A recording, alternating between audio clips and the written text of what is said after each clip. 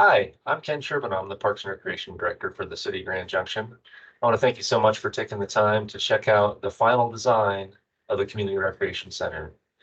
This is really the culmination of many, many decades of work, going all the way back to 1979 when the first effort to bring a Community Recreation Center to fruition here in Grand Junction first happened.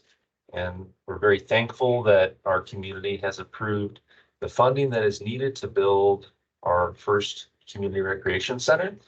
And we have done a number of planning processes over the years.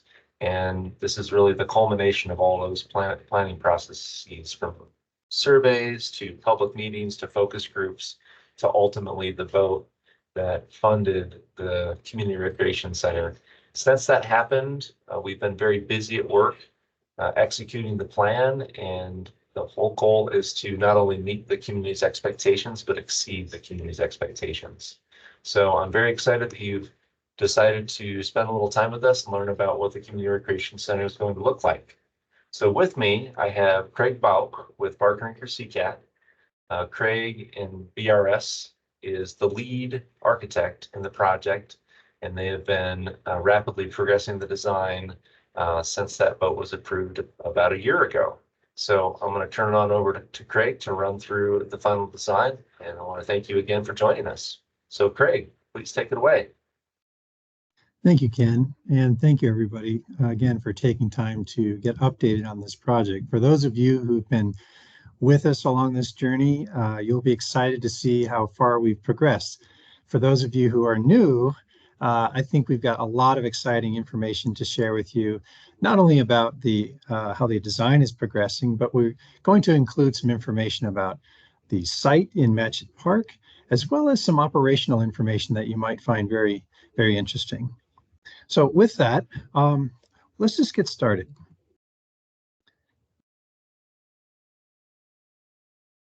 When we began this project, it started with a feasibility study. The feasibility study had just lots and lots and lots of community input. Part of the goal with that feasibility study was to define the problem we were trying to solve. It wasn't just about building a community center. It was to design and build the right community center, one that fit the people, the place, and the quality of life that the people of Grand Junction aspire to. As part of that, we collectively created a vision statement for the project. I'm going to take a moment and read this to you because it's something that we pull up in every meeting that we get together as we're designing this to make sure that the decisions we make are on par with the expectations of the community. So here we go. Grand Junction, as a unique recreational destination, aspires to create a year-round community hub, promoting an active and healthy lifestyle for all generations. Our vision is to create a facility focused on sustainable operations and high levels of customer service, a place for celebrating the region's convergence of diverse ideas and people and dramatic natural environment, a place where shared community purpose guides programs and improves quality of life, a welcoming, inclusive, and safe place that connects us to one another, inspires community pride, builds community, and embraces our vibrant future. Now, that's a big goal to achieve, and some would argue that maybe a building isn't necessarily the sole solution for a vision as broad as this. But remember, we're not just building a building, we're building upon a community. It's really the experiences that we hope to enable inside the building and outside the building that really get to the heart of what this vision statement is all about. Let me give you an update on where we are in terms of the overall process, because as Ken said, this has been going on for quite a while. We are essentially 2/3 the way through the development of the final design of this project. What that means is that we go through these different phases. You'll see in this diagram, it starts with schematic design. Schematic design is where we start to give form and we start to place the building. We start to come up with all of the basic requirements for the building. The design development phase, which is the phase we've just recently completed, is where we make all the final decisions about the building systems. We finalize the size of the spaces. We start to really hone in on the kinds of activities that each space needs to achieve.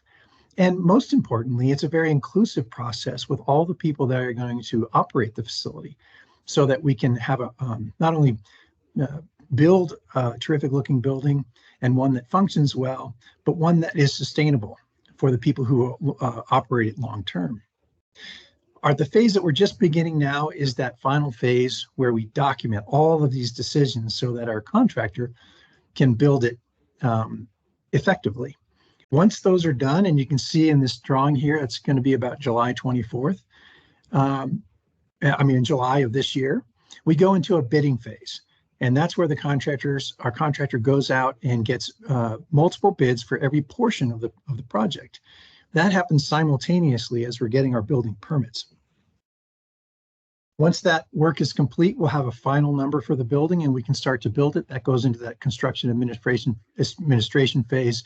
That's when the building is built. And our expectation, as you see here, is to have the facility available to the community around July of 2026. So to recap, right after the schematic design phase, I believe that's the last time we did one of these updates, we brought on a construction manager general contractor. The idea with that is to find a local contractor. In this case, it's FCI. FCI is a construction group well known in the region and very experienced in building recreation centers in Colorado. They have been assisting us through this entire design phase, finding ways in which we can be more effective with the resources that we have. And I'll share some of the value that they've helped us bring to the project in a minute.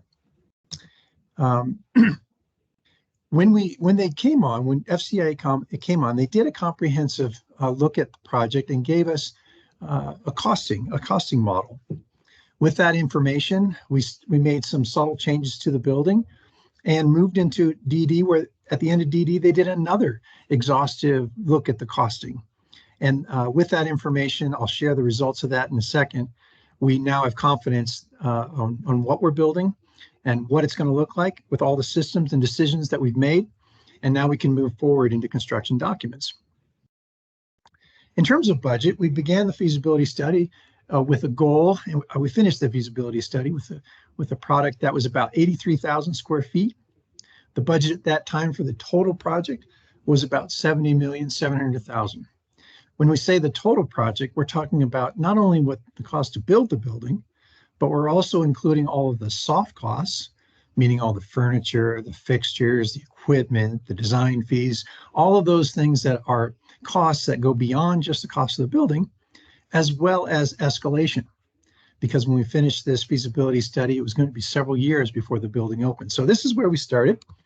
After the end of schematic design, we went through a little bit of design change and we're actually able to expand the project. We added almost 20,000 square feet to the project and we expanded the budget. The budget grew to $82,100,000. The reason we were able to expand both the project and the budget is because we found some additional funding. This was at no additional cost to the taxpayer, but through some manipulations with the way the financing was procured, as well as some grants, the project was able to grow as well as the square footage. Now at the end of design development, we've had confirmation from FCI that we are still on budget, but in fact, we're able to add a little bit more square footage to the building. The reason we were able to find that additional square footage is really one of the values that FCI helped bring to the project in finding some more efficiencies with our resources. So for a little bit less cost, we're able to get some more square footage. So it's really just a process that's continuing. We'll continue this process through construction documents, this next phase that we're entering into. And the goal, again, is always to see that we're getting the most for the dollar spent. Okay, now for a design update. What I'd like to do is kind of back out for a second and reintroduce you to this drawing. This is our master plan for the facility. It is a portion of what will ultimately be the Matchett Park overall master plan. What you're seeing here is the recreation center and its immediate environs that are part of this project. To orient you, down at the bottom of the drawing is Patterson Road. The access that you see on the left of the drawing is 28 1/4 road. The recreation center is nestled in between these two access points. Since we introduced this to you before, the design team has really been focused on looking at how to maximize the opportunity of not only what's inside the building, but also all the spaces on the exterior of the building. So you're going to see some added spaces around fitness, some event lawn spaces, some gathering spaces. All of these kinds of interactive spots have been part of the development, in addition to what you might expect, which are working through access drives, parking lots. Where are we going to have handicap parking? How far is the handicap parking from the entryway? All of those considerations have been worked through, even to the point where we now know where we'll have our electric vehicle charging stations. Our plan is to, in fact, include 4 of those when we open the building. The area that you see in red dashed to the upper portion of this building, of this drawing, excuse me, are areas that we hope to add with additional funding as soon as that becomes available. These include some outdoor amenities like a multi-use field, a playground, and some additional parking. The intention is to continue to pursue additional funding sources so that these can be opened as soon as possible when the facility is finally opened. Now let's jump to the floor plan and talk about some updates here. For those of you who've been following this project, this floor plan should look fairly familiar. It's got all of the elements that were requested in the feasibility study. There's a lot going on here, so what I'll do is I'll begin to walk you kind of through a detailed look at this. But before I do so, I want to point out something that we're doing regarding the budget. These alternatives that you're seeing showing up on the right-hand side of the screen are a way that we are managing our budget, even though we don't have the design completely finalized. We have about $6 million or so in part of our overall budget that is a contingency. A contingency is a set aside out of the overall budget for things that are unknown. And what I mean by that is the construction process, when it begins, there are only so many things that we can control. Some things, by the nature of not building out on this site before and not knowing everything about it, we have to have a little bit of contingency to manage. For example, if we get a particularly wet fall and we have a lot of muddy conditions and we have to do some dewatering, or when we're digging our foundations, if we find some unknown condition that's underneath the soil that we have to deal with, we have to have funds available to be able to adjust, to be able to keep the project moving forward. To help manage that, what we've done is we've identified some elements of the building that if we don't need all of the contingency dollars, then all the elements in the project as described we can achieve. If for some reason we need to use some of those contingency dollars, we can go to these areas and they act as levers for us to modulate, what is in the project and what is outside of the project funding. Our intent, of course, is to get as many of these things as we possibly can. Some of these alternatives, I'll just run through them quickly, touch all aspects of the building so that no one area is identified as having, all of the contingency assigned to it. So we've got some outdoor fitness areas identified. These would be spaces that would expand our group fitness areas into the outdoors. We have a couple of different climbing wall options. Our outdoor climbing one would be one that would be an alternate. Included in the base project would be an extensive one on the inside of the building. I'm going to walk you through what we're doing in our pool area, but one thing that we've identified is a potential outdoor spa. This is an alternative going into the final phases of design. We also have one feature which is called a wave ball. It's one of the features in our leisure pool that we can put all the infrastructure in, and as long as we have funding, we can include it. If not, we'll do it at a later time. What a wave ball is a very special feature that takes a portion of the building and generates waves that will go all out through in various articulations in an area that'll be fun to play in, but also affects some of the other parts of the pool and becomes something that's, I think, a really neat amenity that we, of course, would like to have in the base project. So we're shooting for that. And then also in terms of our community spaces, we've got 3 rooms. I'll walk you through those. And one of those we're identifying as an alternate. So as you can see, whether it's fitness, recreation, aquatics, or community spaces, we're looking for ways to manage our budget in all aspects of the building. Of course, as I mentioned, our intention with our contingency dollars is that we'll be able to get all of these things. But again, we're trying to be prudent moving forward with our funding. Let me take you on a little tour through the building. Let's start at the drop-off area, or the place where you'd be entering the building. This red dot represents that entry spot. As we come into the building, one of the first things you'll notice is that there's going to be a large welcome desk. That's that area that's in pink, right past the red dot. Adjacent to that, we're going to have many sort of social zones, or areas where people can gather either before an activity or an after activity, or if they just want to come and enjoy the facility, maybe work on a laptop, read a book, or have a conversation. We're going to have a number of those spaces, and one of those spaces is right here where the red dot is. We're calling that our living room. Adjacent to that space, just immediately above it, we've got a couple of party rooms. Now, these party rooms are really multi-purpose rooms. You can do crafts in there. You can certainly use them for a party. We're kind of emphasizing the party idea because these are adjacent to the swimming pool area. And it would be awfully fun to have a party here and then extend that out into the natatorium or the pool area. And so that's really why they're located where they are. But they're also fantastic rooms to have meetings or some small program activities. Adjacent to that will be our extensive locker room area. This locker room will serve the whole facility.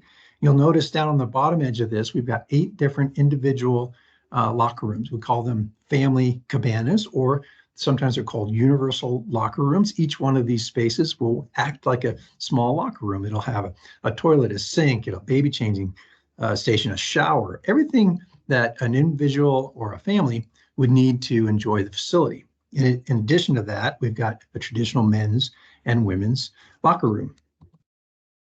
Now, once we move into what we call the natatorium, or basically the pool room, we've got a very unique and exciting collection of choices here. We actually have 6 different bodies of water that we're planning for. And each one will have different features, different water temperatures, and different depths. This first one is called the Zero Beach Pool.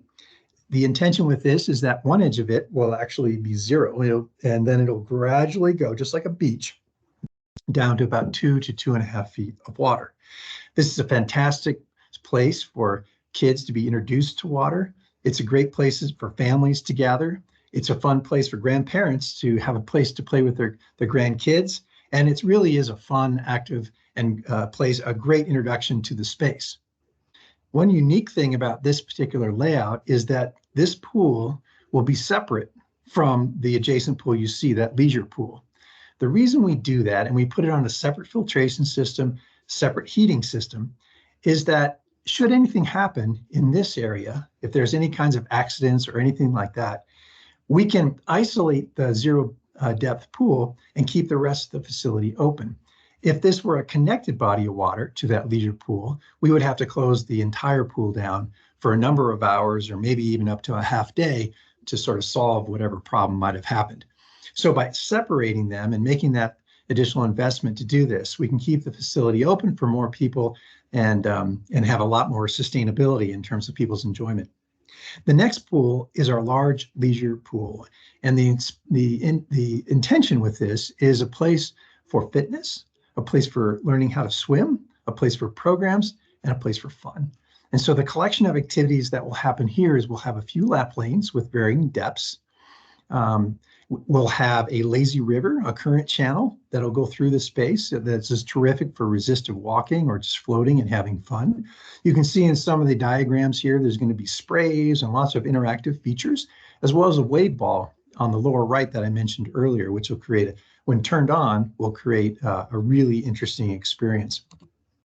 The third pool is our dive well. This is our deep water, down to 13 feet deep. The intention with this is we can do lots of interesting programming when we have deep water like that. But one of the main features is that this is going to be a place where we've got cliff jumping and rock climbing. What you'll notice on the left side of this diagram is a thing that looks like spaghetti. Those are our water slides. We've got 2 water slides that start on the inside of the building, go outside, and then come back in. There's a stair tower that you go up that goes to the top of those. The intention with our stair tower in our slides is that these slides will be the highest on the western slope. That stair tower is quite high and actually goes above the roof of the building and extends as high as we can get it. But on the journey up to that stair tower, we thought, let's make more use of this access point. And so along the way, there's going to be places at different levels where you can step off and then jump off into that dive well, just like stepping off a cliff and jumping into a lake. So there'll be different challenge levels with that. The face or the underside of those platforms will be climbing walls. It'll be built like a rock wall, and you'll be able to climb from the water up that wall. And if you fall, you'll fall back into the pool. Some of those will actually have waterfalls on them as well. So if you want to take on the challenge, you can actually climb the wall, but you'll have to climb through the waterfall to get to the top. The next pool I'd like to describe to you is our therapy pool. This will be the warmest body of water other than our outdoor spa. And the intention with this space is there'll be a social space with hydrotherapy benches. It'll be a very popular space, I think, before and after activities. And then there'll be a large area for programs, therapy programs, as well as just exercise classes. This is a very attractive element for our therapy partner. I'll talk about that in a little bit, but we do have a fantastic partner in this project with the Intermountain Health Group, and they are really looking forward to having access to this pool as well as all of the facility to be able to provide therapy sessions for their patients. So this is a fantastic facility that'll be shared, but be available to all the public as well. And then finally, we've got our 6-lane lap pool. This is a regulation length, 25-yard pool with a deep end that'll have a 1-meter diving at the deepest end of it. In addition, there'll be some fun features that we utilize here. Of course, you can use it for exercise, for learn to swim, for practice.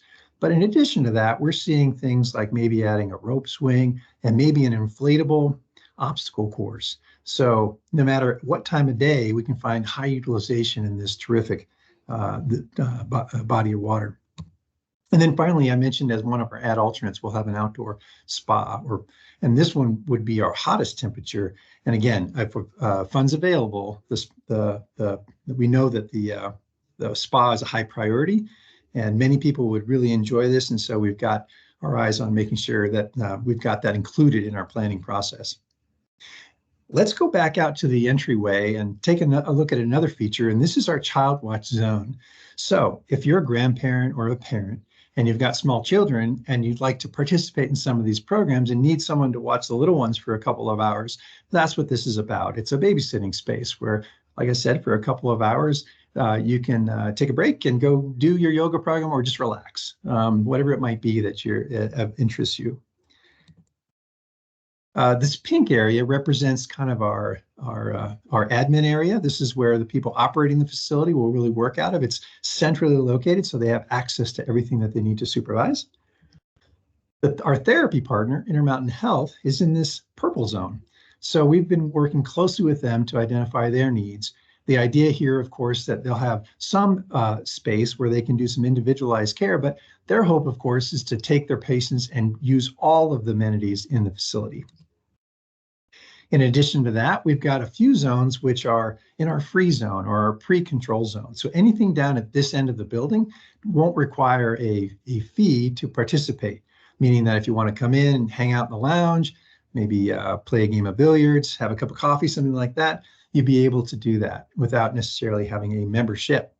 Adjacent to that, we've got a couple of flexible multi-purpose room spaces. We call them community rooms. These can be divided up into smaller rooms or they can be combined into a large room. They're going to have access to an outdoor patio and then some gathering space on the outdoor of the building, part of what I mentioned before. To the north area of that is a classroom, a flexible classroom space. It'll be raised up a couple of feet.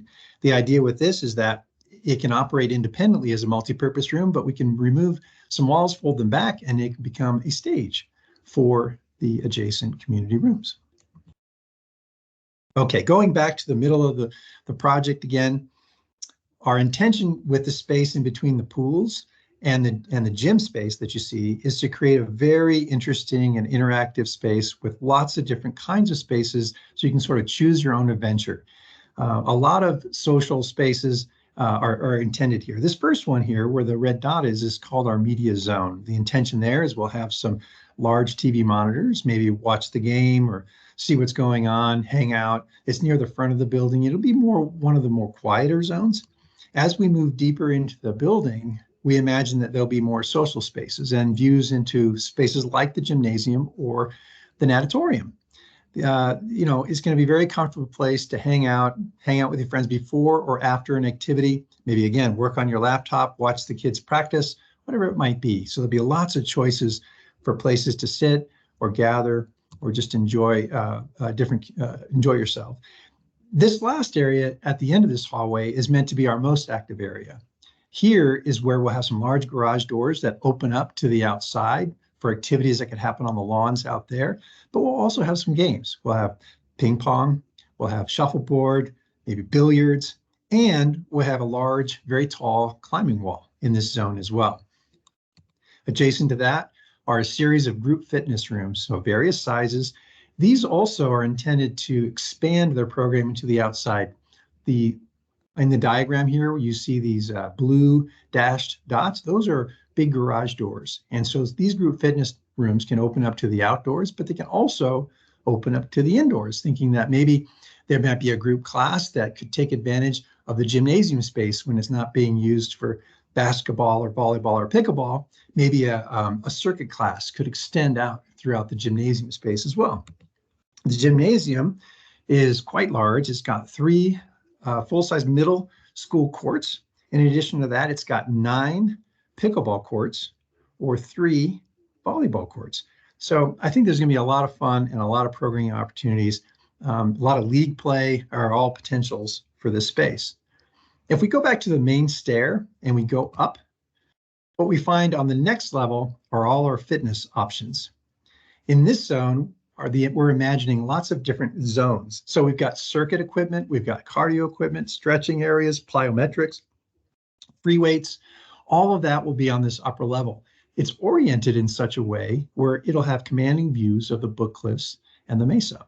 So we think it'll be a very dramatic and very light-filled and interesting place to work out. Access is also to the running track from this level, and it circumnavigates the gymnasium. All right, I want to take a moment from our design updates. I'll show you some interesting renderings that we're developing in a minute, but I want to take a moment and just talk a little bit about where we are with our operations plan, because in conjunction with the design of the building, we're also working with the city to develop a business plan. And here are some of the facts that you might find interesting.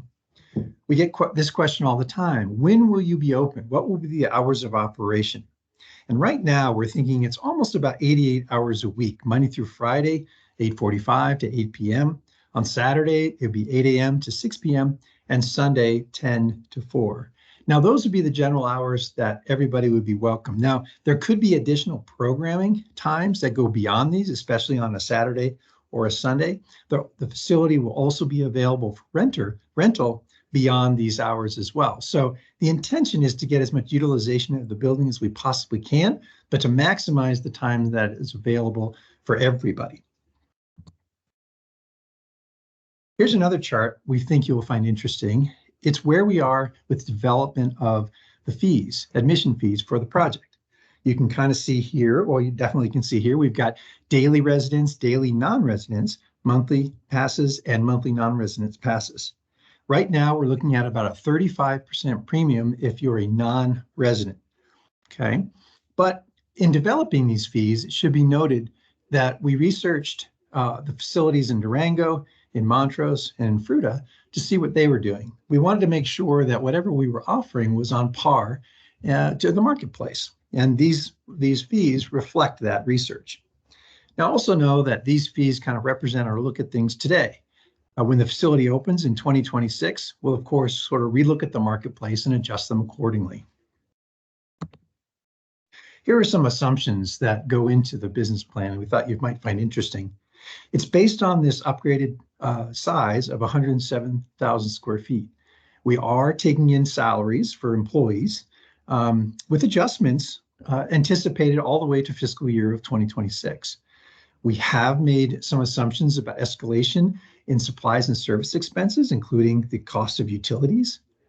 And again, we just want to remind you that we're going to be paying attention to these things and continuing to update this pro forma as the building is constructed up in 2026 when we open, we'll make some adjustments to make it exactly right. And we'll keep looking at Fruta, Montrose, and Durango to make sure that we're in par with the market. Revenue projections are based on the current plans. Of course, if there's any additional things that happen, we'll make adjustments, as you might expect. And then finally, these revenue projections are based on the closing of Orchard Mesa Pool. Now, we know that that's a topic that isn't decided yet, but just know when we're making these operating projections, we have to make some assumptions, and just know that that's part of it. Here's kind of how it breaks down, or sums up, I should say, in terms of operating expenses and revenues, for those of you who may be interested in this. Our total staffing costs are just under $3 million, and that breaks down into full-time and part-time costs. Our supplies, which also includes our utilities, are right around $1 million. The contractual services are things we might pay, for example, credit card fees, for people who use credit cards to pay for their memberships, or it might also be some supplemented custodial services, things like that. So contractual services are about $500,000. And then we find it best practice to invest about 4% of our budget in capital repair and replacement. Of course, that's not required, but certainly recommended. And that's another $180,000 or $180,000 or so, which brings our total operating expenses to about $4.7 million annually. On the revenue side of things, admissions is really the driver. And that's almost $3 million. And that is made up of a wide variety of participation based on the rates that I shared with you earlier. Interestingly, we got this question a few times: how many daily visits are we assuming as part of that? And we're assuming a little over 1,300, about 1,382 daily visits on average, which is right on par with similar facilities in Durango and Montrose, and actually is on par with a national standard that we've been developing over the last several years. Other revenues of about $675,000 are coming primarily from rentals. We've got a couple of opportunities where we'll be able to do that for birthday parties or whatever. And so it's a very conservative kind of look at that, but about $675,000 is what we're accounting for total operating revenue of about $3.6 million. That leaves us with a subsidy requirement of about 1.1. Now, again, when we did these projections, we tried to estimate high on our expenses and low on our revenue to give ourselves some wiggle room. But that's where we are at the moment. We thought many of you would find that interesting. I would like to end with just a couple of renderings. These are obviously continually evolving as the design continues to get more refined, but it's still fun to get a peek into the studio and see where things are. So this is our entry. This is our drop-off area, our front porch, if you will. This is a view into our community corridor. I mentioned lots of different kinds of spaces that are in between the pool space and the gym space, and you can kind of see, get a sense of this. That stairway is what's taking us up to the fitness zones in the back. You can see our climbing wall. The views that are centered in this corridor will be focused on Mount Garfield and the book cliffs beyond, and then a whole variety of activity zones and social zones will fill the space.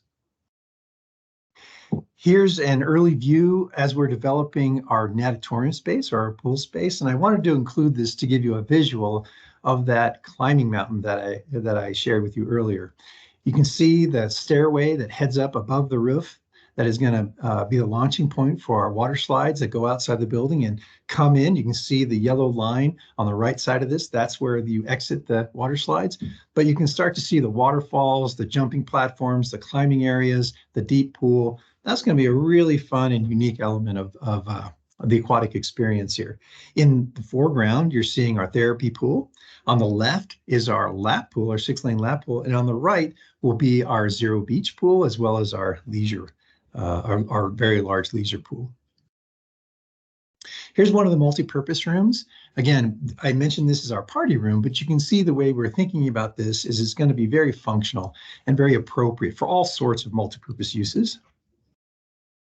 This is a view of the corridor looking down towards the senior lounge and towards our community spaces. And this is a view looking back at our senior lounge. We wanted to include this because it gives you a sense of that front porch. We're imagining things like fireplace that might be available to people on the front porch, but also in the senior lounge.